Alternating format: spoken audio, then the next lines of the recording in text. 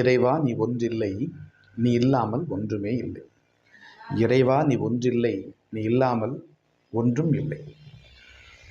திருவாசக 365 என்கிற YouTube channel நண்பர்களுக்கும் பார்வையாளர்களுக்கும் சிவபக்தர்களுக்கும் செந்தில்குமார் கண்ணனுடைய இனிய வணக்கங்கள். திருஷ்டி சுற்றி போடுறது அப்படின்றது வந்து நம்முடைய மரபில் காலம் காலமாக இருந்து வருகிற ஒரு விஷயம். படிக்கிற பிள்ளைங்களுக்கு இல்லை வெளியூர்களுக்கு சென்று ஏதேனும் வேலை நிமித்தமாகவோ அல்லது படிப்பு நிமித்தமாகவோ இல்லை மருத்துவமனைக்கு சென்று உடல்நலக் கோளாறு காரணமாகவோ நீண்ட நாட்கள் வெளியில் இருந்து வீடு திரும்புகிற அனைவருக்கும், அதே போல் ஒரு நல்ல காரியங்கள் திருமணம் முடிஞ்சு நம்ம வீட்டுக்கு வரவங்களுக்கு இந்த மாதிரி நிறைய விஷயங்களில் வந்து நம்ம இந்த திருஷ்டி சுற்றி போடுறத ரொம்ப ஒரு ஒரு ஒரு மரபாகவே நம்முடைய தமிழர்கள் பின்பற்றி வரோம். அந்த வகையில் இந்த திருஷ்டி சுற்றி போடுறது வந்து செவ்வாய்க்கிழமை, வெள்ளிக்கிழமை, ஞாயிற்றுக்கிழமை இப்படி வந்து சில நாட்களில் நம்ம செய்வோம். இப்போ இந்த திருஷ்டி சுற்றி போடும்போது என்னென்ன பொருட்களை வச்சு நம்ம திருஷ்டி சுற்றி போடலாம் அப்படின்னு பார்த்தா, வீட்டில் நீங்கள் செய்யும்போது கற்பூரத்தில் வந்து நீங்கள் திருஷ்டி சுற்றி போடலாம். அது வந்து ஒரு சிறந்த ஒரு தாம்பூலத்தட்டில் கொஞ்சோண்டு தண்ணியில் மஞ்சள் குங்குமம் கலந்து ஒரு கருவேப்பிலையை வச்சு அதுக்கு மேலே வந்து நீங்கள் ஒரு வெத்தலையை வச்சு அந்த வெத்தலைக்கு மேலே கற்பூரத்தை வச்சு நீங்கள் அப்படி சுற்றி போடும்போது சுற்றி போடலாம்.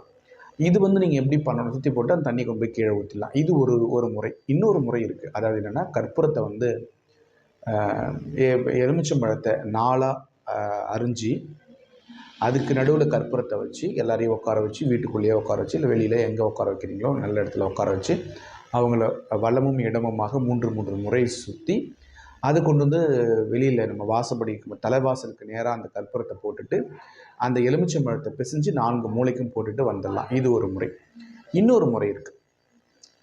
என்ன அப்படின்னா, கற்பூரத்தை ஏற்றி வணங்குறது. அதுக்கு முன்னாடி கற்பூரம், அப்புறம் வந்து மிளகாய், காஞ்ச மிளகாய், அப்புறம் 3 வீட்டு கூரை அப்படின்னு சொல்லுவாங்க. நாங்கள் சின்ன வயசில் இருக்கும்போது 3 வீட்டு கூரை. இப்போ கூரை வீடுலாம் இல்லை. அதுவும் சிட்டியில் இருக்கிறவங்களுக்குலாம் அதுக்கான வாய்ப்பே இல்லை. அப்போ கூரை வீடு, கிராமங்கள்லேயே கூரை வீடு இல்லை. அப்போ நம்ம என்ன பண்ண முடியும்? அப்போ அந்த 3 வீட்டு கூரை அப்படின்னு சொல்லும்போது இப்போ அது நம்மக்கிட்ட கிடையாது. அதுக்கும் பதிலாக ஓலைக்கூடை, அதுக்குன்னு சில ஓலையில் செஞ்ச காஞ்ச ஓலையில் செஞ்ச சில சின்ன சின்ன கூடைகள் மாதிரி விற்கிறாங்க. அதில் நாம் வந்து என்ன பண்ணணும் அப்படின்னா, இந்த காஞ்ச மிளகாய், உப்பு, 3 வீட்டு கூரைக்கும் பதிலாக இப்போ முச்சந்தி மண்ணுன்னு சொல்லுவாங்க. 3 இடம் கூடுது இல்லையா, அந்த இடத்தினுடையிலேருந்து ஒரு கொஞ்சோண்டு மண் எடுத்துக்கலாம். இது 3த்தையும் வச்சு நம்ம அந்த ஓலைக்கூடையில் வச்சு நம்ம தீபாரத்தை அது நம்ம திருஷ்டி சுற்றி போட்டுட்டு அதுக்கு முன்னாடி என்ன பண்ணுவாங்க, வீட்டில் இருக்கக்கூடிய அடுப்பில் கொண்டு போய் அதை போடுவாங்க. அது நல்லா படபடன்னு வெடிக்கும். அந்த சத்தத்தில் நம்மளை பிடித்த அந்த கெட்ட எண்ணங்கள், கெட்ட சக்திகள்லாம் வெளியில் போயிடும், வீட்டை விட்டு போயிடும் அப்படின்றது ஒரு ஐதீகம். ஆனால் இன்றைக்கி அந்த மாதிரி வீட்டில் வந்து நம்ம போடுறதுக்கு வாய்ப்பு இல்லை. ஏன்னா பெரும்பாலான வீடுகளில் இன்றைக்கி அடுப்பு இல்லை, எல்லாமே கேஸு, ஸ்டவ்வு, சிலிண்டர் ஆகிடுச்சு. அதுக்கான வாய்ப்புகளும் இல்லை. அப்போ என்ன பண்ணணும் அப்படின்னா, அந்த ஓலையிலேயே வந்து காஞ்ச மிளகாய், ஒரு கற்பூரம், ஒரு முச்சந்தி மண், இது எல்லாத்தையும் வச்சு அந்த ஓலைக்குழையில வச்சு நம்ம அப்படியே வந்து கற்பூரம் ஏற்றி வீட்டுக்கு வெளியில் தலைவாசலுக்கு நேராக வச்சு இவங்களெலாம் சுற்றி போட்டு எடுத்து வச்சு நம்ம இது பண்ணிட்டு வந்துட்டோம்னா இந்த திருஷ்டி கழிஞ்சிடும். இப்படி திருஷ்டி கழிக்கிறது ரொம்ப ரொம்ப நல்லது.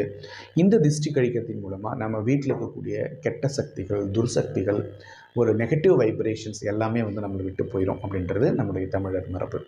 இதையெல்லாம் தாண்டி நம்ம பிள்ளைகள் நல்லா படிக்கணும், வீட்டில் இருக்கக்கூடியவங்களுடைய ஆரோக்கியம் நல்லா இருக்கணும், எங்கள் வீட்டுக்காரருக்கு வந்து நல்ல அவருடைய ஆரோக்கியம் நல்லா இருக்கணும், வெளியில் போயிட்டு வரும்போது ஊருக்கண்ணுலாம் வந்து எங்கள் வீட்டுக்காரர் மேலே படக்கூடாது, நாங்கள் ஒரு இடம் வாங்கியிருக்கோம், நாங்கள் ஒரு கார் வாங்கியிருக்கோம், நாங்கள் வந்து ஒரு ஃப்ளாட் ஒன்று வாங்கியிருக்கோம், இப்போ எங்கள் பொண்ணு வந்து அப்ராடில் போய்ட்டு படிக்க போகிறா, எங்கள் பையன் நீட்டில் நல்ல ஸ்கோர் வாங்கி இப்போ மெடிக்கலுக்கு போகிறான், இப்படிலாம் இருக்குது. இந்த மாதிரி நல்லா நாங்கள் வளர்ந்துட்டு வரோம். அதனால் ஊரில் இருக்கிறவங்களாம் எங்களை பார்த்து பொறாமப்படக்கூடாது.